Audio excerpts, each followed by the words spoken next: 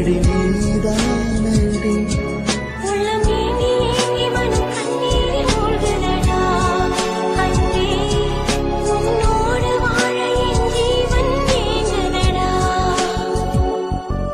உயிரே ஒரு வார்த்தை சொல்லவா எனக்காக நீ என்று உன்னை நான் ஏற்றுக்கொள்ளவா